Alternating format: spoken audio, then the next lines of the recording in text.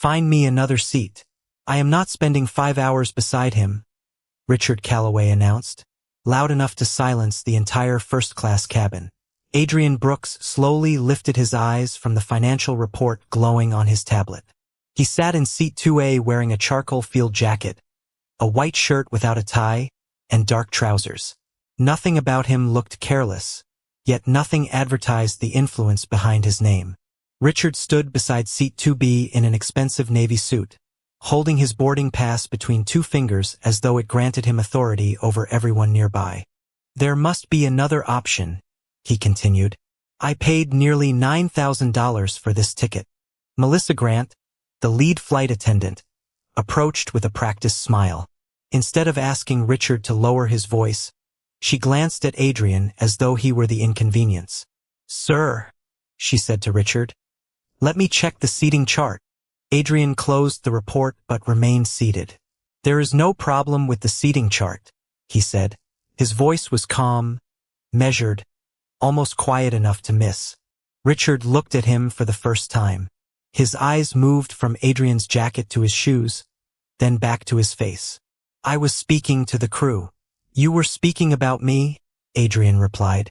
A few passengers turned toward the aisle. Claire Dawson, a junior flight attendant preparing drinks near the galley, paused with a bottle of sparkling water in her hand. Melissa examined her tablet. The cabin is currently full, she said. Richard gave an irritated laugh. Then move him. Surely someone in economy would be grateful for the upgrade. The insult landed without disguise.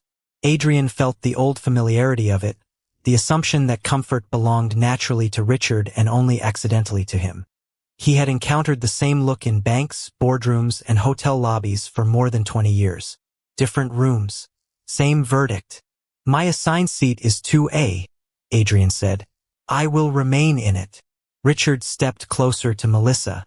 Are you really going to let one passenger create a scene? Claire looked down at the digital manifest on her handheld screen. Beside Adrian Brooks's name was a silver executive code she had seen only once during training. Board access, priority clearance, confidential handling. Her expression changed. She moved toward Melissa and lowered her voice. I think you should review his passenger profile. Melissa barely glanced at her. Not now, Claire. It may be important. Return to the galley. Richard watched the exchange and smiled as though the decision had already been made. This airline claims to understand premium service, he said. Premium service means protecting loyal customers from uncomfortable situations. Adrian placed the tablet on the armrest. On its screen remained a confidential investment review for Sterling Atlantic Airlines, including the proposed financing package that could determine whether the company expanded or spent another year cutting routes. Richard could not see the figures. Melissa could not see the signature page. None of them knew that Adrian had boarded early to evaluate the airline from the cabin instead of the boardroom. He looked at Richard with a stillness that made the man's smile weaken. You are not uncomfortable because of anything I have done, Adrian said. You are uncomfortable because I am sitting where you believe a black man should not be. The cabin went quiet. Melissa's smile disappeared. Claire held the manifest tightly against her chest. Richard adjusted his cuff and looked around for support. I never said that. Adrian's gaze did not move. You did not have to. You asked an entire cabin to act it out for you. Melissa recovered first, but not gracefully. She looked down at her tablet as though the seating chart might rescue her from the truth Adrian had spoken aloud. Richard shifted beside seat 2B, his irritation now sharpened by embarrassment. The passengers watching him had not offered the agreement he expected. I requested a different seat, he said. That is not a crime. Adrian reopened his tablet but did not return to the report. No one called it a crime. Then stop turning this into something it is not. Adrian looked up. You made it clear what it was when you suggested I should be moved to economy so you could feel comfortable. Melissa raised one hand between them. Gentlemen, we need to complete boarding. The word gentleman placed equal responsibility on both men, and Claire noticed it immediately. Richard had disrupted the cabin. Adrian had remained seated. Yet Melissa's language divided the blame evenly, as if fairness meant refusing to identify the person causing the harm. "There is an open seat in row 6, Melissa said quietly to Adrian. "It is still in the premium cabin, and we could offer you additional compensation." Adrian studied her face. "Why are you offering me compensation for his behavior?" Melissa's expression tightened. "I am trying to resolve the situation. You are trying to remove the person who has not done anything." Richard exhaled loudly. "This is exactly what I mean. Everything becomes an argument." Claire stepped closer, still holding the handheld manifest. "Mr. Brooks's seat is confirmed. There is no operational reason to move him." Melissa turned toward her. "Claire, I told you to return to the galley. I understand, but his profile shows restricted executive clearance." Richard gave a dismissive laugh. "People get special codes all the time. That does not mean he belongs in that seat." Claire's eyes moved to him. "His boarding pass means he belongs in that seat." A woman in row 3 lowered her book. "She is right," she said.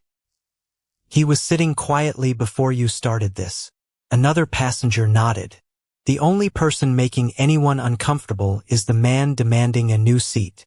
Richard looked around the cabin, stunned that the room had turned against him.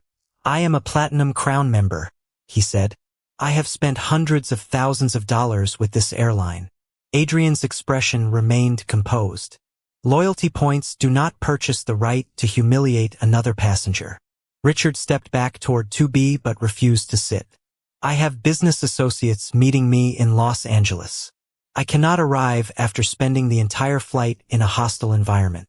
Adrian glanced at the empty seat beside him.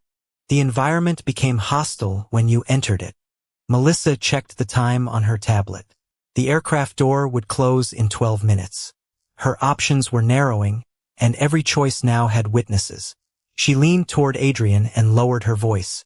"Mr. Brooks, helping us avoid a delay would be appreciated." Adrian heard the message beneath the request. "Make yourself smaller. Accept inconvenience. Protect the company from the consequences of someone else's prejudice." He had heard versions of it throughout his career. At 31, he had been asked to enter a hotel conference through the service corridor because an investor gathering wanted to maintain a certain image. At 38, a banker had mistaken him for a driver while holding the financing documents Adrian had written. Each time, politeness had been used to disguise surrender. "No," he said. Melissa blinked. "No, I will not move, and I will not help you describe his discrimination as a seating preference." Claire looked down at the manifest again. Beneath Adrian's executive code, a second notice had appeared. Board delegation arrival pending. She understood then that someone important was expected at the gate, and that Melissa was running out of time without knowing it. Richard finally lowered himself into seat 2B, but only on the edge, keeping his body turned away from Adrian. "I want this documented," he said. Adrian picked up his phone. "For once, we agree." Adrian opened the notes application and entered the time, flight number, seat assignments, and the exact language Richard had used. He did not point the phone at anyone. He did not need a recording to understand what had happened. The witnesses had already heard it. Richard watched him type and leaned toward Melissa. "I want his identity verified. His ticket, his account, and whatever company paid for that seat." Melissa hesitated. The request had crossed another line, but instead of rejecting it, she looked toward Adrian. "Mr. Brooks, would you mind showing your boarding pass again?" Claire stared at her. "His boarding pass was verified at the gate." "I know that," Melissa replied. "I am trying to settle the concern." Adrian placed his phone on the armrest. "Whose concern?" Melissa lowered her voice. "Mr. Calloway believes there may have been an upgrade error." Richard nodded as though she had finally chosen the correct language. "Exactly. People find ways into cabins they did not pay for." The woman in row 3 closed her book completely. "You have not asked anyone else to prove how they bought their ticket." Richard ignored her. "I am asking for transparency." Adrian looked at him. "No. You are asking for my financial history because my presence offends your assumptions. Richard's face hardened. If you can afford the seat, prove it. The words pulled Adrian backward through time. He was 29, standing inside a regional bank with a complete business plan and enough collateral to secure his first commercial investment. The loan officer had praised the proposal until Adrian's photograph appeared on the identification page. Then the questions changed. Where had the money come from? Who was really backing him? Could he provide records that had not been requested from the white applicant leaving the office before him? Adrian had answered every question and still walked out without the loan. 6 months later, he raised the capital elsewhere and purchased the same property the bank had said he was not prepared to manage. That memory did not make him angry now. It made him precise. My payment method is not available for your inspection, Adrian said. Neither is my income, my employer, or my right to sit here. Melissa glanced toward the front door. 8 minutes remained before departure. Claire's handheld device vibrated again. The board delegation notice had updated. Executive arrival at aircraft.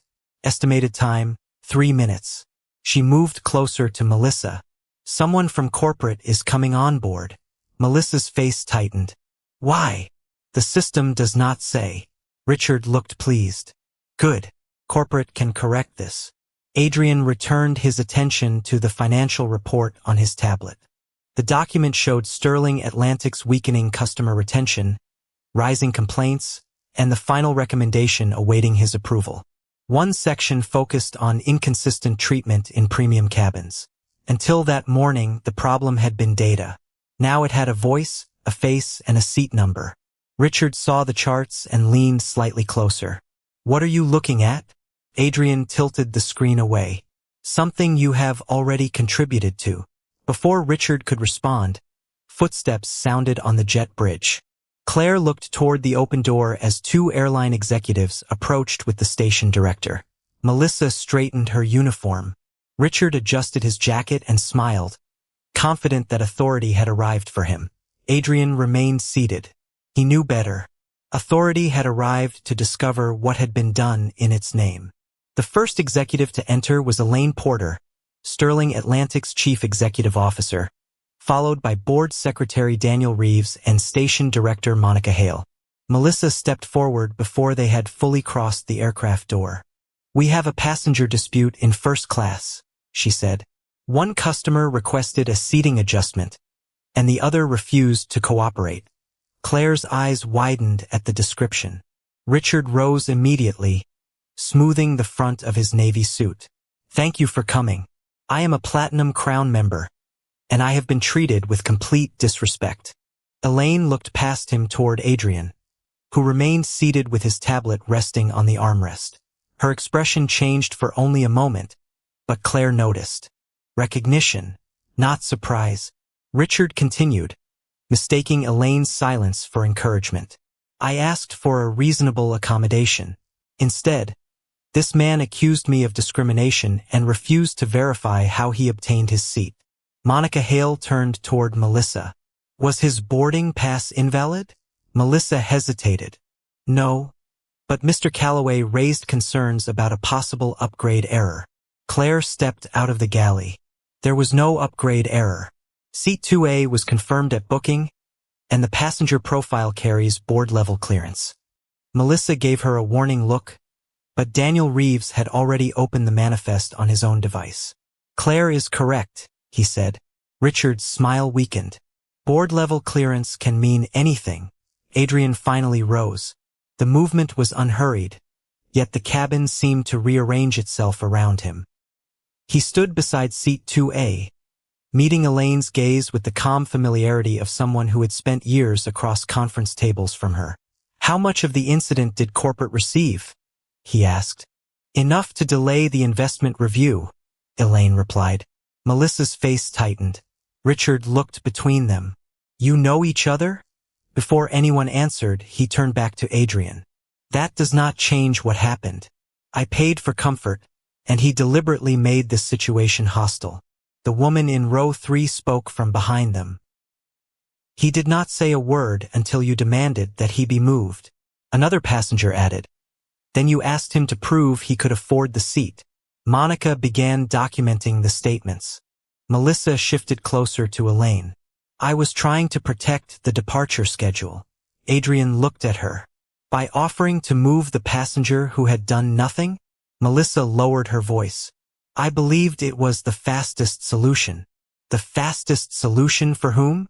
She had no answer. Richard's frustration returned.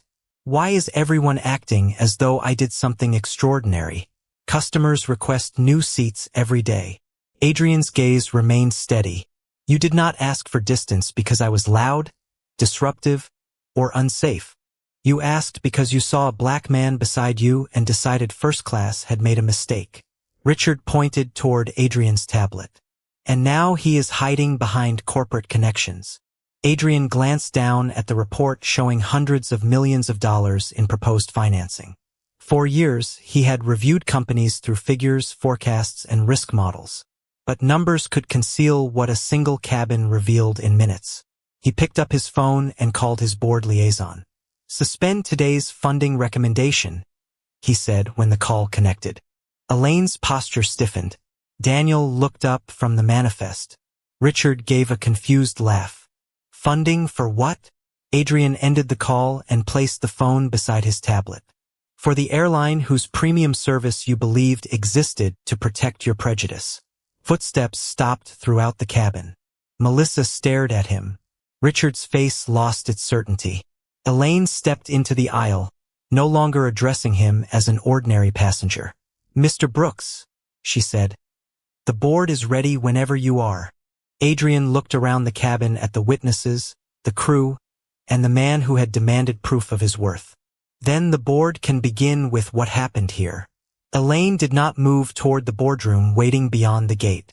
Instead, she remained in the first-class aisle, surrounded by the consequences of a decision her airline had almost normalized.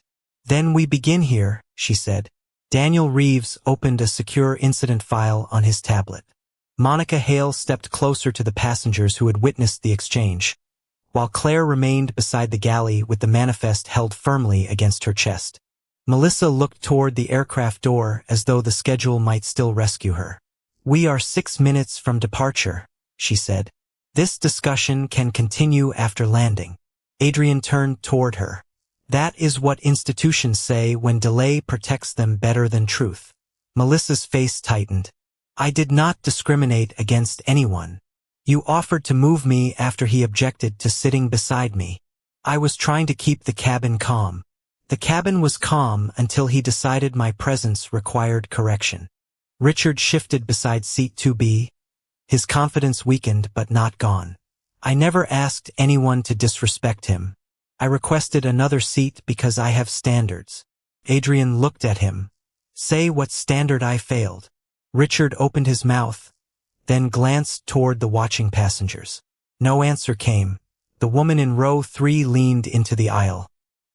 He was dressed appropriately. He was quiet. His ticket was valid. The only thing you objected to was him. Richard adjusted his cuff again. You do not know me. We know what you said, she replied. Daniel entered her statement into the file. Monica asked Claire to explain what appeared in Adrian's profile. Claire spoke carefully. Seat 2A was purchased directly. No upgrade. No reassignment. His account carries board-level clearance and confidential executive handling. Melissa looked at her. Why did you not tell me that clearly? Claire's expression changed. I tried twice. You ordered me back to the galley. The truth landed harder because it came without anger. Elaine turned toward Melissa. Is that accurate? Melissa hesitated too long. I was managing an active service concern. Adrian watched the phrase form another shield. Service concern. Seating preference. Customer accommodation. Every softer term moved responsibility farther from the person who had caused the harm. Use the correct language, Adrian said. Melissa looked at him. What language would you prefer? A white passenger refused to sit beside a black passenger, and you attempted to reward that refusal by moving the black passenger. The cabin became still. Richard's face flushed. That is an outrageous interpretation. Adrian met his eyes. Then explain why you never asked whether I objected to sitting beside you. Richard looked away. For one brief moment, Adrian was no longer inside the aircraft.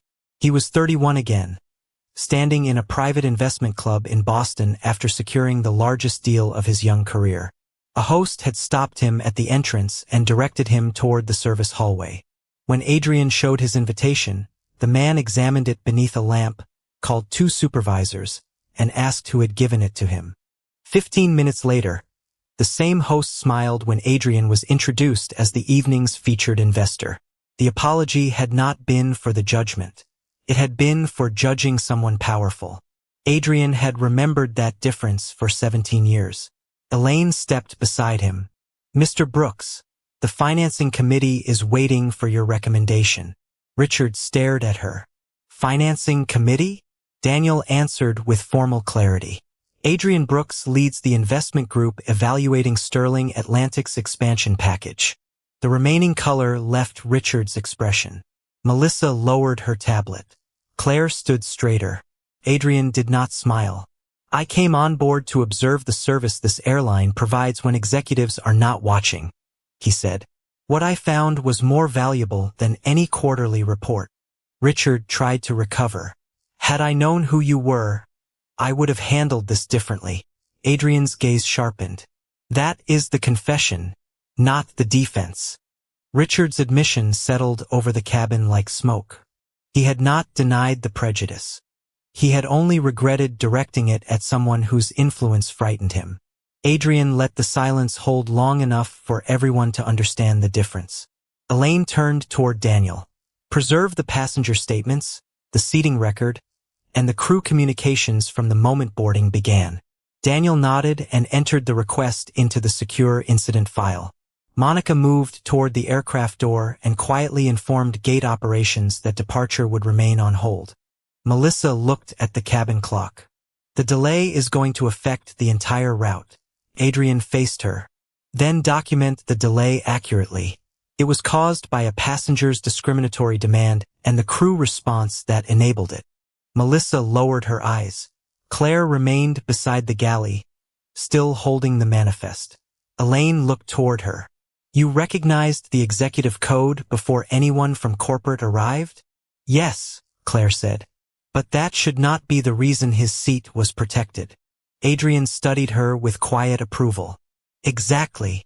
Richard sat down slowly in seat 2B, but the place he had fought to control now seemed too small for him.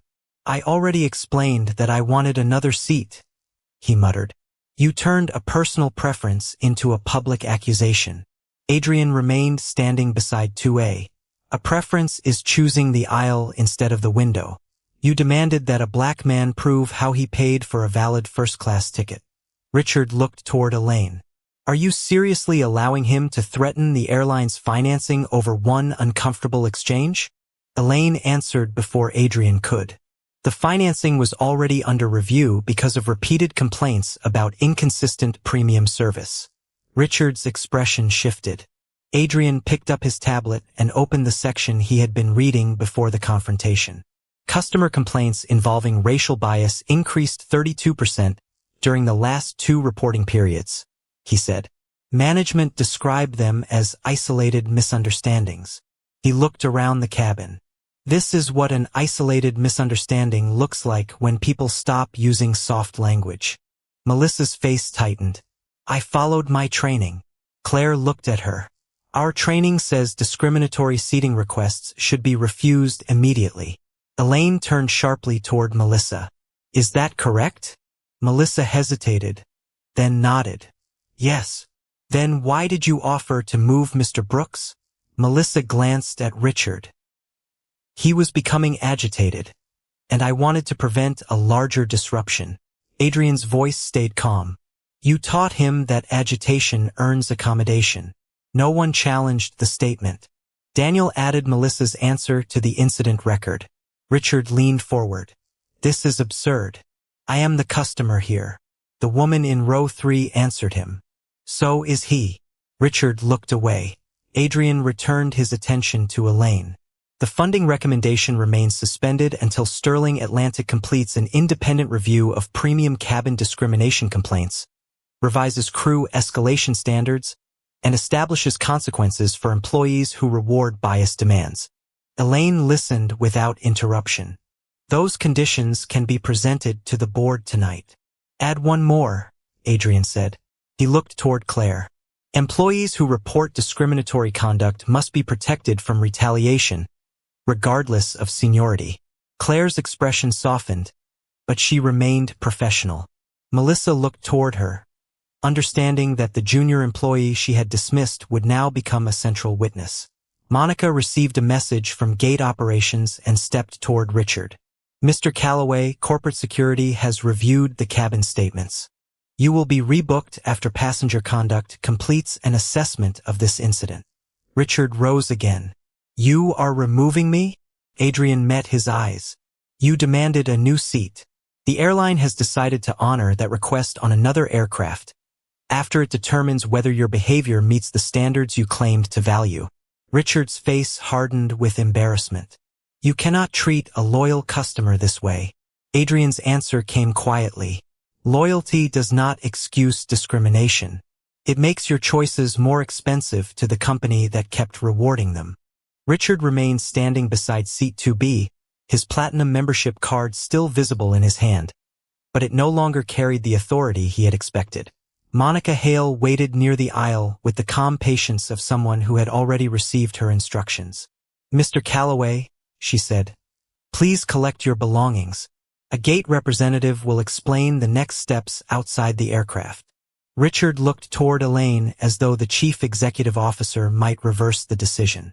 You are choosing him over a customer who has supported this airline for 15 years. Elaine's expression remained composed. We are choosing documented standards over discriminatory conduct. The words struck harder than anger because they left no room for negotiation. Richard turned toward Adrian. You planned this. You boarded quietly, dressed like an ordinary passenger, waiting for someone to make a mistake. Adrian stood beside seat 2A, his charcoal jacket still unbuttoned, his tablet resting where the financial report remained open. I boarded as myself, he said. The test was never whether you recognized my position. The test was how you treated someone when you believed he had none. Claire lowered the manifest slowly. Several passengers nodded, including the woman in row 3 who had spoken earlier. Richard glanced at them, searching for sympathy, but the cabin had already heard too much. I never used a racial insult, he said. Adrian's gaze stayed steady. Prejudice does not require a particular word. It can appear as a demand, an assumption, or a rule applied to only one person. Monica stepped closer. Mr. Calloway, we need to clear the aisle. Richard pulled his carry-on from the overhead compartment and placed it beside him. His movements were controlled, but embarrassment had tightened his face. Before leaving, he turned to Melissa. You offered a solution. Tell them that. Melissa looked down at her tablet. I offered the wrong solution. Her answer surprised everyone, including Claire. Richard stared at her. You are letting them make you the villain. Melissa raised her eyes. I allowed your discomfort to outweigh his rights. That was my decision. Adrian watched her carefully. It was not redemption. It was the first honest sentence she had spoken since the conflict began. Richard took the handle of his carry-on and followed Monica toward the aircraft door. When he reached Adrian's row, he paused.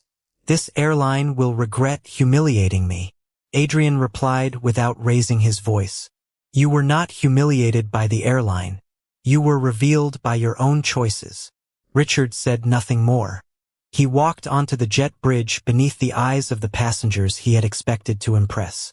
After he disappeared, the cabin remained quiet. Elaine turned toward the front and addressed everyone. Ladies and gentlemen, departure will be delayed while we complete a crew adjustment. We apologize for the disruption and appreciate the passengers who provided accurate statements. Then she looked toward Adrian. There is one matter that should be stated clearly. She stepped beside him, no ceremony in her posture, only accountability. This is Adrian Brooks, lead investor for Sterling Atlantic's proposed expansion financing, and a member of the advisory board overseeing our service standards. A murmur passed through the cabin. Melissa closed her eyes briefly. Claire stood straighter. Adrian looked across the rows. The introduction changes nothing about what happened, he said. A valid ticket should have been enough. My seat assignment should have been enough. My humanity should have been enough. Elaine nodded. It should have been. Adrian picked up his tablet and closed the financial report. The financing review will continue only after the airline demonstrates that its policies protect passengers before their influence is known. Melissa stepped forward. Mr. Brooks, I apologize. Adrian turned toward her. Do not apologize because I am an investor. Explain what you will do differently for the next passenger. Melissa glanced toward Claire, then toward the witnesses. I will refuse discriminatory seating requests immediately. I will document them accurately, and I will listen when a junior crew member presents facts that challenge my judgment. Adrian held her gaze for a moment. That is where accountability begins. Outside the window, the runway lights continued glowing beneath the evening sky. Inside the cabin, Sterling Atlantic had finally been forced to see the difference between premium service and purchase prejudice. 21 minutes later, a reserve lead attendant named Natalie Foster entered the aircraft and received a quiet briefing from Monica at the cabin door. Melissa had been removed from active duty pending review and escorted to station operations, where her decisions would be examined alongside the passenger statements and crew records. She had not been fired, and Adrian had not demanded that she be. Accountability, he believed, had to be stronger than spectacle. It required evidence, process, and the possibility of change. Claire remained assigned to the flight. When Natalie introduced herself, Claire handed over the manifest and described the incident without exaggeration. She repeated Richard's demand, Melissa's response, Adrian's refusal to move, and the warnings that had been ignored. Natalie listened without interrupting. You did the right thing by speaking, she said. Claire glanced toward Adrian. I should have spoken more firmly the first time. You spoke while someone with more authority told you not to, Adrian replied. That matters. Elaine, Daniel, and Monica stood near the galley while the funding conditions were entered into the formal review. The proposed expansion package would remain suspended, but Adrian made one distinction clear. This airline does not need a public performance, he said. It needs measurable reform. Elaine nodded. What standards do you want presented to the board? Adrian opened the complaint data on his tablet. An independent review of discriminatory service reports from the past 2 years. Mandatory scenario training within 30 days. Clear language for refusing biased seating requests. Protection for employees who report misconduct. And quarterly publication of corrective action results to the board. Daniel recorded each condition. Anything else? Adrian looked across the first-class cabin. Stop categorizing racial complaints as customer misunderstandings before they are investigated. Elaine's expression tightened with recognition. That language appears repeatedly in the reports. Language can hide a pattern until the pattern becomes profitable to ignore. The woman in row 3 raised her hand slightly. Monica approached and took her contact information for the witness file. 2 other passengers volunteered statements. No one was asked to record a dramatic declaration. They simply described what they had seen. That was enough. Natalie began the pre-departure safety checks with Claire assisting her. Every passenger received the same greeting. No special announcement was made about Adrian's position. No complimentary champagne appeared at his seat. He noticed and approved. Respect offered only after influence was revealed would have repeated the same mistake in a more flattering form. Elaine prepared to leave the aircraft. Before stepping onto the jet bridge, she turned toward Adrian. The board will meet tonight. You will have the revised review schedule before landing. Adrian nodded. The financing decision will depend on what the company changes, not what it promises. Understood. Monica followed her out, and Daniel closed the secure incident file before leaving with them. The aircraft door shut behind the executives. Seat 2B remained empty. Natalie approached Adrian. Would you prefer to move to another row for privacy? Adrian looked at the vacant seat beside him. No, this is the seat I selected. Natalie nodded and continued down the aisle. Claire completed the final cabin check, then paused near row 2. Mr. Brooks, may I ask something? Yes. Did you know this might happen when you boarded without anyone from corporate? Adrian considered the question. I knew the reports suggested it could happen. I did not know who would be asked to carry the cost. Claire looked toward the empty seat. Today it was you. Adrian shook his head. Today I had the power to stop it. The real test is what happens when the next passenger does not. The engines began their low, steady hum as the aircraft pushed back from the gate. Outside, runway lights stretched into the distance. Inside, the cabin settled into a quieter understanding. Richard's seat was empty, Melissa's authority was under review, and Claire's voice had entered the official record. Adrian reopened the financial report, but the numbers no longer stood alone. Each complaint represented a person who had been asked to move, explain, shrink, or disappear.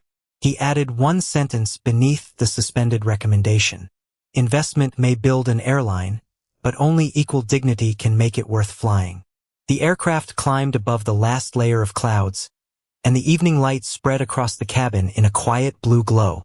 Adrian remained in seat 2A, the empty seat beside him carrying more weight than any passenger could see. Claire moved through first class with Natalie, completing service with the same measured courtesy for every traveler. No one was treated as more deserving because of status. No one was asked to prove they belonged. That simple consistency felt like the first honest response Sterling Atlantic had offered all day. Adrian reopened the financial report, but before he could continue, a message arrived from Elaine. The board had accepted every condition attached to the suspended investment review. An independent firm would examine 2 years of discrimination complaints. New crew training would begin within 30 days. Employees who reported biased conduct would receive formal protection. Complaint data would be reviewed quarterly instead of disappearing beneath labels such as misunderstanding or service preference. Adrian read the message twice. Reform written in a board resolution was not justice yet. It was only a promise with a deadline. Still, it was more than the airline had been willing to admit that morning. Claire stopped beside his row with a glass of water. The board approved the changes, she asked quietly. Adrian nodded. They approved the work. Now we see whether they complete it. She glanced at the empty seat. Do you think Mr. Calloway understood what he did? Adrian looked toward the window. Thousands of feet below, towns passed like scattered lights across the darkness. He understood the consequence, he said. Understanding the harm may take longer. Claire considered that answer. And Melissa? Her review should determine whether she can change. Accountability should protect passengers, not satisfy an audience. Claire nodded and continued toward the galley. The woman in row 3 leaned across the aisle a few minutes later. I am glad you stayed in your seat, she said. Adrian gave her a small, thoughtful smile. So am I. She hesitated. I should have spoken sooner. You spoke when it mattered, he replied. Next time, trust what you see sooner. As the aircraft began its descent toward Los Angeles, Natalie announced that the cabin should prepare for landing. Adrian closed the report and looked once more at the sentence he had added beneath the investment recommendation. Investment may build an airline, but only equal dignity can make it worth flying. He did not remove it. When the runway lights appeared below, Elaine sent one final message. Sterling Atlantic would not refer to the incident publicly as a passenger dispute. The official record would identify it accurately as a discriminatory seating demand followed by an improper crew response. Adrian allowed himself one quiet breath of relief. Words mattered because institutions often used them to hide responsibility. This time, the truth would remain visible. The aircraft touched down and rolled toward the gate. Passengers stood, opened overhead compartments, and gathered their belongings. Several paused beside Adrian to thank him, but he reminded each of them that his position had never been the point. A valid ticket had been enough. A reserved seat had been enough.